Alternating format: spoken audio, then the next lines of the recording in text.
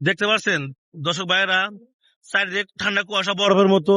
তারপরে দেখতে পাচ্ছেন যে এখানে কিন্তু ছোট ছোট পোলাপান এখানে কিন্তু মাছ মারার জন্য মানে পাহারা দিতে আছে, জানি অন্য কেউ যেন না মাছ না মারে।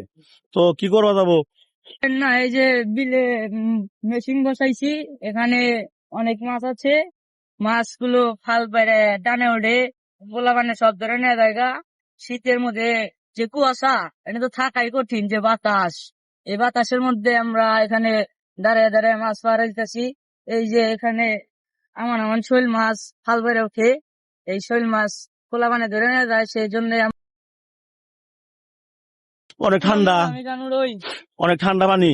তো আমার নিজেরই আমি খেতে আবার মানে জ্বালা গাড়ার জন্য কামানো হয়েছে দেখে আমি এখানে আসছি। আসার পর দেখতে পারলাম যে পোলাপান দেখে কষ্ট করতেছে। দেখেন এখানে কিন্তু মাছ মারার জন্য এই দেখেন ডাম রয়েছে, জাল, এই যেখানে কিন্তু মেশিন চলতেছে। আমি এখানে সারা রাত ধরে পাহারা দিচ্ছি। সারা রাত ধরে পাহারা দিতে চাও হুম। এই ঠান্ডা কুয়াশার মধ্যে? কিছুই করার নেই, কারণ এখানে অনেক মাছ, মাছগুলো ফাল বেড়ে ওঠে, পোলা মানে ধরে নেওয়া জায়গা।